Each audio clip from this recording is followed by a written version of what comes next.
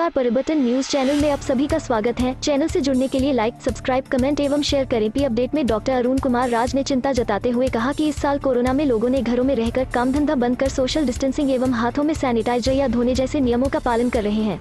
जब कोरोना संक्रमण से संक्रमित की संख्या कम था, उस समय जनता कर्फ्यू लगा, बाद में लॉकडाउन में बदला, धीरे धीरे अनलॉक में बदला है। इसी बीच सियासी सरगर्मी बढ़ा। राजस्थान, मध्य प्रदेश, दिल्ली, बंगाल इत्यादि शहरों में नियमों का उल्लंघन भी हुआ। चुनावी जनसभा में प्रत्याशियों के द्वारा भीड़ को संबोधित करना एक तरह नियमों का अनदेखी भी है। ऐसे में चुनाव होने को लेकर चिंतित में समाज सेवी डॉक्टर अरुण कुमार ने बताया कि चुनाव एवं चुनावी जनसभा करना जनता से खिलवाड़ है, यह टाला भी जा सकता है। वहीं ललिता कुमारी गृहिणी ने मोहनदास करमचंद गांधी से बने बापू, महात्मा एवं राष्ट्रपिता के बारे में बताया है। नमस्कार, मैं डॉक्टर अरुण कुमार। कोरोना काल में चुनाव, एक ओर सामाजिक दूरी, दूसरी ओर चुनावी सभाएं। आखिर क्यों जनता के जिंदगी को खतरे में डाला जा रहा है? भारतीय जनता ने मार्च से जुलाई तक जो संयम, सावधानी बरती, काम धंधों को तिलांजलि दी, नौकरियां गंवाई, रोजमर्रा की चीजों की मोहताजी झेली, शासन प्रशासन की नसीहतों का पालन किया, दुनिया के हालात से खौफ खाकर घरबंदी मंजूर की, वो सारे लोग अब दूसरों के लिए गुनाह की सजा पाने को सज धज कर तैयार हैं। कभी कलश यात्रा में, कभी कांग्रेस तो कभी भाजपा नेताओं की सभा में भीड़ बनकर बलि के बकरे की तरह हार फूल गले में डाले मुस्तैद हैं। मध्य प्रदेश में उपचुनाव की आहट के बीच जिस तरह की राजनीतिक गतिविधियां प्रारंभ हुई है, वो भले ही आप हमारी जान सासत में डाल रही हो, नेता नगरी तो कसाई की तरह फरसे लिए घूम रही है। इन्हें रोकने के दो ही रास्ते बचे हैं। एक, चुनाव आयोग चुनाव टाल दे, दूसरा न्यायपालिका स्वयं इस पर रोक लगा दे। पहली संभावना तो तभी खत्म हो गई थी जब 24 सितंबर को चुनाव आयोग ने बिहार में विधानसभा चुनाव की घोषणा की। वहां ये चुनाव अक्टूबर नवंबर में होने हैं। कमोबेश मध्य प्रदेश में भी 28 विधानसभा सीटों के लिए उपचुनाव तभी संभावित है। किसी भी समय कार्यक्रम घोषित किया जा सकता है।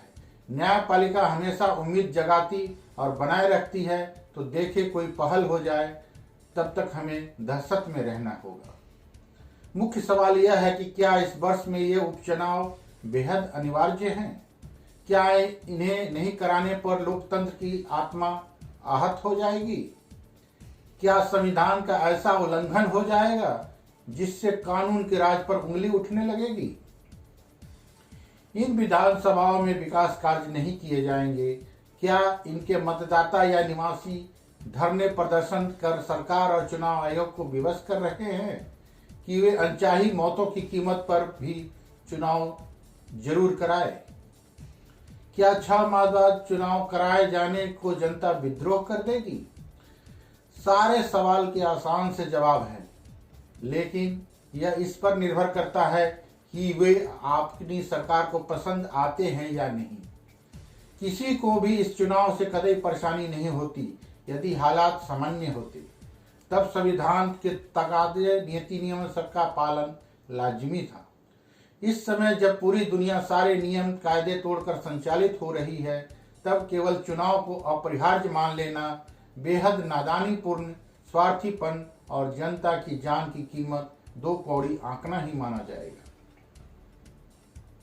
कुछ बातें तो नेत्रहीन भी देख पा रहा है और बधिर भी सुन पा रहा है कि कोरोना महामारी को नियंत्रित करना है तो एक दूसरे से दूर रहो, ना भीड़ जुटाओ, ना उसका हिस्सा बनो, कारोबार संयमित तरीके से करो, school, college, talkies, coaching classes, malls बंद रखो, यात्री परिवहन, विमान रेल सेवा न्यूनतम रखो। तब मध्य प्रदेश या बिहार में ऐसी कौन सी आफत आने वाली है कि चुनाव नहीं होंगे तो लोकतंत्र की नींव ही हिल जाएगी, संविधान की आत्मा कचोटेगी, मतदान के मौलिक नागरिक अधिकार का हनन हो जाएगा, मानवाधिकार पर चोट हो जाएगी। एक तरफ भीड़ भरे बाजार माने जाने वाले स्थानों पर नगर निगम की पीली गैंग रात दिन मास्क नहीं लगाने वाले 5-7 लोगों की भीड़ का चालान बना रही है। प्रशासन व्यापारियों को बुलाकर समझाइश भरी चेतावनी दे रही है कि वे रविवार को तो कारोबार बंद रखे ही, संभव हो तो शनिवार को भी संस्थान ना खोले। दूसरी तरफ प्रदेश में जहां उपचुनाव होने हैं, वहां कभी कांग्रेस को कभी भाजपा की सभा में हजारों लोगों की भीड़ जुटाने में बसों की व्यवस्था प्रशासन करने देता है, क्योंकि आड़ सरकारी कार्यक्रम की है। कैसा दोहरा और आंख से काजल चुराने जैसा कृत्य है यह। हमने देख लिया कि कारोबार में ही अस्तित्व छूट देने भर से कोरोना संक्रमण बढ़ रहा है। हालांकि यह संतोष की बात है कि मौतों की दर कम है, लेकिन केवल इस तथ्य की वजह से लापरवाह हो जाने की तुक तो नहीं है। अभी भी रह रह कर बात उठती है कि कोरोना की श्रृंखला तोड़ने के लिए जरूरी हो तो कुछ दिनों के लिए तालाबंदी फिर से लागू कर दी जाए। अभी भी अनेक कारोबारी दम साधे अपने संस्थान पूरी क्षमता से चलाने की राह देख रहे हैं। कारखाने कम क्षमता से चलाए जा रहे हैं। यात्री बसों के पहिए तकरीबन थमे हुए ही हैं। रेलगाड़ियां पूरी क्षमता से प्रत्येक लाइन पर नहीं चलाई जा रही।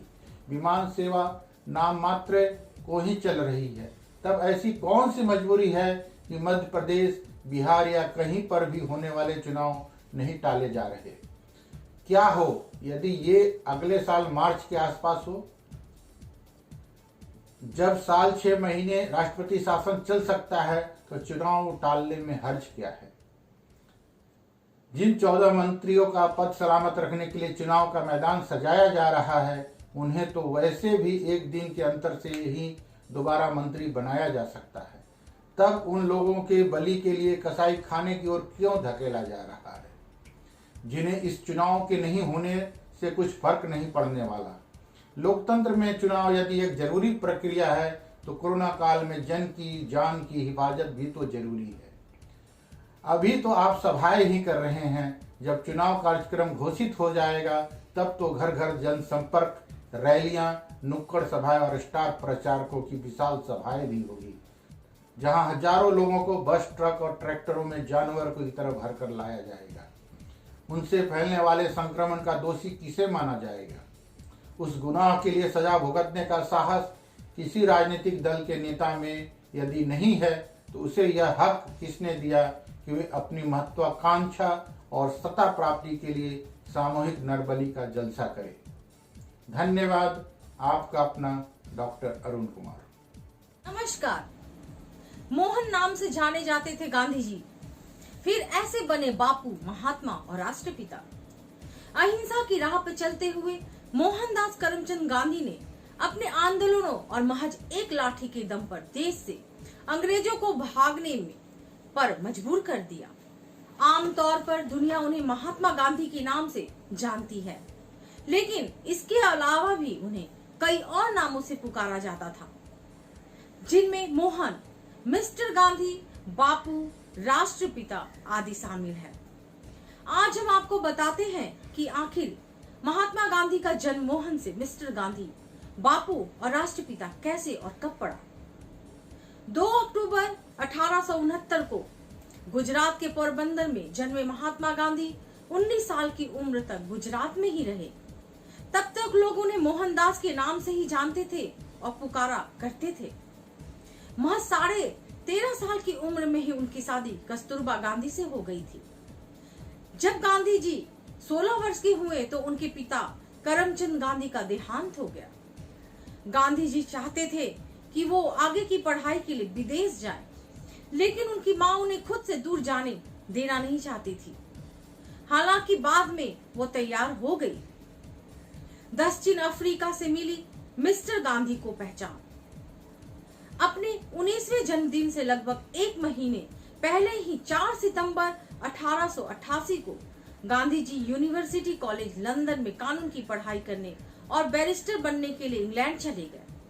वहां से पढ़ाई करने के बाद 1891 में वो फिर भारत आ गए और लगभग 2 सालों तक बॉम्बे और राजकोट में काम किया, लेकिन यहाँ उनका मन नहीं लगा और 1893 में वो दक्षिण अफ्रीका चले गए।